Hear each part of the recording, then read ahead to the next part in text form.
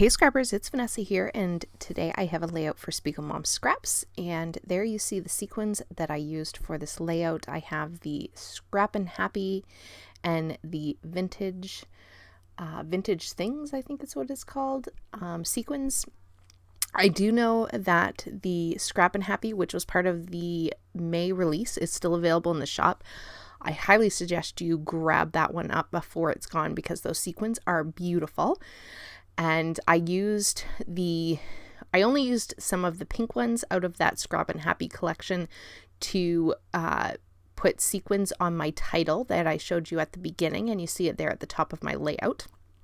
Now, because I did the stamping and the die cutting and then the adding of the sequins to those letters off camera, this whole layout really comes together really quickly. So this is just a fun, quick layout that I'm putting together.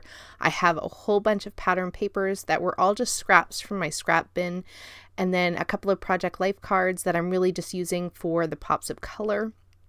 And I'm just going to layer all of these things up on my background, and I do apologize. I'm not sure if it's reading like this on the video when it processes, but the pattern paper that I'm using for my background is a grid, but for some reason my camera has a really hard time with grid papers. Sometimes they'll show up on camera and sometimes they won't, and in this case it's not liking this paper, so I do apologize if it's kind of playing tricks with your eyes, but it is a grid paper, and that's what I'm using to mount my entire layout. And then I've place that grid paper on a blue piece of cardstock to frame my layout. So now that I've got all those central pieces sort of placed on my page, I am going to put my title down. Because it is a larger title, I wanted to make sure I have plenty of space for it.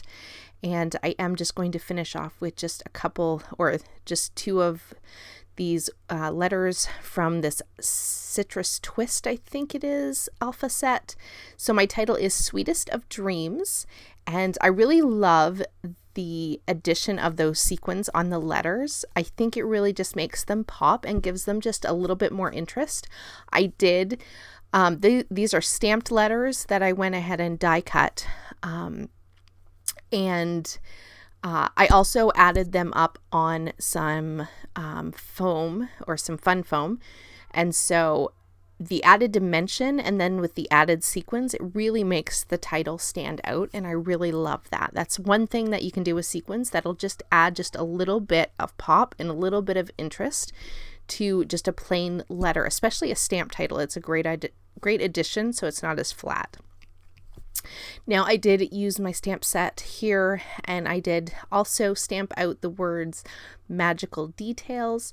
And then once I had that, I basically am just going to take these few embellishments. Some are stickers, some are chipboards, and I am just going to go ahead and create 3 very small embellishment clusters that I'm just going to dot around in a visual triangle on the page. So you see me just building up each of the clusters. I have a camera. That's probably the element that I'm bringing through each cluster, but apart from that, everything else kind of just has similar colors, but not the same elements in every cluster. Now, to finish off the clusters, I am just going to bring in those Vintage Things sequins and put those on my layout kind of like I would enamel dots, and that is pretty much going to wrap this one up. I will have in the description box below a link to the store and the Facebook group, as well as the link to the store, and you can use my code Vanessa15 to save yourself a little bit on the sequins. The only thing it won't work on is the pre-orders of the packs of sequins, but everything else you can use it. And so be sure to go and check out all of the beautiful sequins and get your hands on what's left of that May set. So with that, guys, here are the still photos, and I will catch you on the next one. Have a great day, everybody. Bye-bye.